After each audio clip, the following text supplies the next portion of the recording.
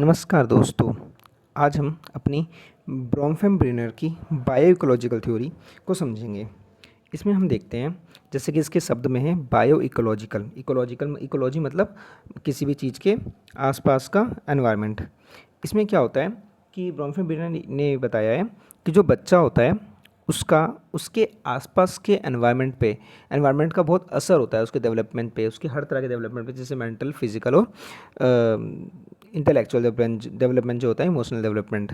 ठीक है, तो इकोलॉजी में क्या आता है कि नॉन लिविंग थिंग्स और नॉन लिविंग थिंग्स दोनों ही किस तरह से बच्चे के डेवलपमेंट पे असर डाल रही है, इसको ब्रॉन्फेम-ब्रेनर ने समझाया है।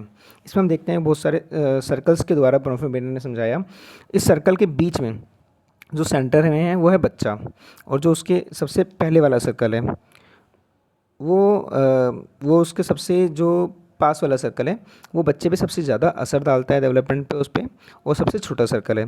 उसके बाद जो सेकंड सर्कल है वो उस पर उतना ही कम असर डालता है बच्चे के डेवलपमेंट पे या उसकी मेंटल ग्रोथ पे, पर वो उतना ही साइज़ में उससे बड़ा है, उससे दूर भी है। इसी तरह हम देखते हैं आगे करके ऐसे 5 सर्कल्स हैं। ठीक है ना, तो ये पाँचों सर्कल्स ये दिखा रहे हैं कि कौन कौन सी चीज़ें बच्चे पे ज़्यादा असर डालती हैं उसके डेवलपमेंट पे, और कौन सी चीज़ें कम डालती हैं। चलिए आगे हम देखते हैं कि जो ब्रॉन्फेम-ब्रेनर थे उन्होंने अपनी 5 स्टेजेस दी हैं: माइक्रो सिस्टम और मीज़ो सिस्टम, एक्सो सिस्टम और मैक्रो सिस्टम और क्रोनो सिस्टम। ठीक है, जो मीज़ो सिस्टम है उसमें हम देखते हैं कि जो बच्चा होता है उसका उसके डेवलपमेंट पे उसके स्कूल का एनवायरनमेंट और होम का एनवायरनमेंट दोनों असर डालते हैं।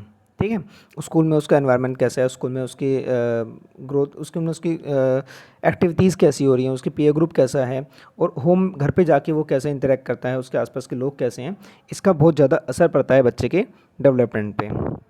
दूसरा है हमारा मीज़ो सिस्टम। मीज़ो सिस्टम में क्या होता है कि जो घर है और जो बच्चा है, सॉरी होम है, स्कूल है और जो बच्चा घर है बच्चे का, वो दोनों आपस में किस तरह से एक दूसरे से जुड़े हुए हैं, इसका असर हमारे मीज़ो सिस्टम में देखने को मिलता है। इसको हम बहुत अच्छे एक एग्जांपल से समझ सकते हैं। जैसे कि जब पीटीएम होती है तो हम देखते हैं कि जो टीचर होता है वो बच्चे के पेरेंट्स से इंटरेक्ट करता है, तो किस तरह से उसका इंटरेक्शन है, कहीं दोनों के बीच में कोई कॉन्फ्लिक्ट तो नहीं है पेरेंट्स और टीचर के बीच में, या वो कितने अच्छे से एक दूसरे को समझ रहे हैं, एक दूसरे से को मैनेज कर रहे हैं चीज़ों को। तो इस चीज़ का असर भी बच्चे पे पड़ता है, मतलब घर और स्कूल दोनों का बीच का रिलेशन। ठीक है, सेकंड सिस्टम में। थर्ड है हमारा एक्सो सिस्टम। एक्सो सिस्टम में क्या होता है कि जो बच्चा होता है उस पर डायरेक्ट किसी चीज़ का असर नहीं होता है, उसके आसपास की चीज़ों पे असर पड़ता है, और उसका असर, आसपास की चीज़ों का असर उसके बच्चे पे पड़ता है। थोड़ा सा इसको हम एग्जांपल से ज़्यादा अच्छे से समझ पाएंगे। जैसे कि आप देखते हैं केवीज़ में जो बच्चे होते हैं वो ज़्यादा सेंट्रल गवर्नमेंट के एम्प्लॉय के बच्चे होते हैं, और सेंट्रल गवर्नमेंट की जो जॉब होती है वो ट्रांसफरेबल होती है। जैसे मान लीजिए कोई बच्चा है, उसके फादर आर्मी में हैं, तो जब उसके बच्चे के फादर का आर्मी में ट्रांसफ़र होता है तो उसके फादर पे ट्रांसफ़र हुआ है, पर उसके फादर का ट्रांसफ़र होने का असर उसके बच्चे पे भी पड़ रहा है। यानी इसको ऐसे समझिए कि जैसे एक बच्चा है, वो साउथ के केवी में पढ़ता है। हमारे यहाँ बहुत सारे पेरेंट्स आते हैं, वो इस चीज़ को फिगर करते हैं, इस चीज़ को पॉइंट आउट करते हैं कि साउथ के या फिर किसी और जगह की केवी में बच्चा हमारा ज़्यादा अच्छा कर रहा था। अब यहाँ पे जो आया है, यहाँ पे केवी में उतना अच्छा नहीं कर पा रहा है ना, उसकी जो रिज़ल्ट है उतना अच्छा नहीं आ रहा है।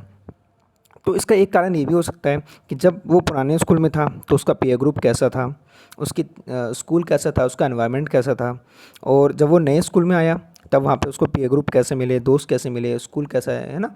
तो अब देखिए यहाँ पे बच्चे के ऊपर कोई फ़र्क नहीं पड़ा, बच्चे का फ़ादर का ट्रांसफ़र हुआ था, पर उनके फादर के ट्रांसफ़र होने के कारण उसका जो डेवलपमेंट है वो, बच्चे के डेवलपमेंट भी उस पर असर पड़ा। ठीक है, तो इसमें डायरेक्ट डायरेक्ट बच्चे के ऊपर असर नहीं होता है, उसके आसपास की चीज़ों पे असर होता है और उसका असर बच्चे के ऊपर पड़ता है।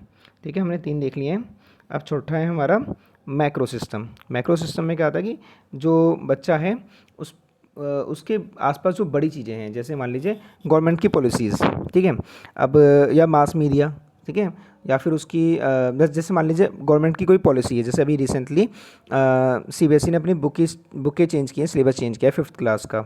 अब उसका असर बच्चे भी पड़ रहा है। सीबीएसई ने डायरेक्ट बच्चे के लिए कुछ चीज़ नहीं किया, या फिर गवर्नमेंट ने कोई पॉलिसी बनाई है, उसका बच्चे के लिए डायरेक्ट नहीं बनाई है, उनने टीचर्स के लिए कोई पॉलिसी बनाई है, तो पर वो चीज़ें बच्चे पे भी असर पड़ रही हैं।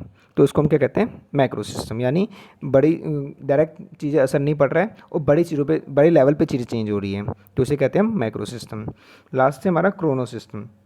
क्रोनो सिस्टम में टाइम चेंज, जैसे मान ली बहुत, इस जो क्रोनो सिस्टम है इसका असर बहुत लंबे समय में पड़ता है बच्चे पे, और ये भी बच्चे को बहुत ज़्यादा असर डालता है। इसको हम इस एग्जांपल से समझ सकते हैं कि आज पहले जो टाइम था उसमें इतना इंटरनेट नहीं था या फ़ोन नहीं थे बच्चे के पास, तो उस समय बच्चे का डेवलपमेंट अलग तरीके से होता था, अलग तरीके से बच्चा चीज़ें सीखता था, और एक्टिविटीज़ के थ्रू या फिज़िकल वर्क के थ्रू चीज़ें सीखता था। और आजकल क्या है कि बच्चे बहुत तेज़ी से सीख रहे हैं, क्यों? क्योंकि उनके हाथ में फ़ोन है और उस फ़ोन में वो इंटरनेट के थ्रू बहुत ईज़िली चीज़ों के कनेक्ट में आ रहे हैं। उनको कुछ भी सर्च करना है, तुरंत वो कुछ भी सर्च करके अपने नॉलेज में या अपने डेवलपमेंट में उसको ऐड कर रहे हैं, या फिर जिस तरह से उनका डेवलपमेंट हो रहा है, पॉजिटिव नेगेटिव हर तरह से। ठीक है, तो यहाँ पे हमारी ब्रोमफेन-बिनेट की इकोलॉजिकल थ्योरीज ख़त्म होती है। इसमें से भी बहुत सारे क्वेश्चंस आते हैं। मेनली यही आता है कि जो सबसे पहले वाला सर्कल कौन सा है, तो माइक्रो सिस्टम है। लास्ट वाले सर्कल को क्या कहते हैं, तो क्रोनो सिस्टम है। ठीक है, या फिर तीनों का पांचों का सीक्वेंस पूछ लेते हैं वो, कि आप सीक्वेंस में बताइए कि कौन सा सिस्टम पहले आ रहा है, कौन सा सिस्टम बाद में आ रहा है।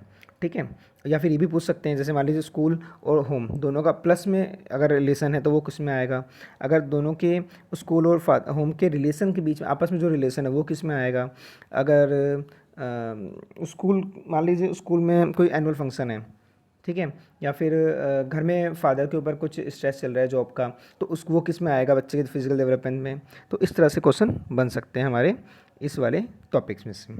आज के लिए इतना ही, धन्यवाद आपका।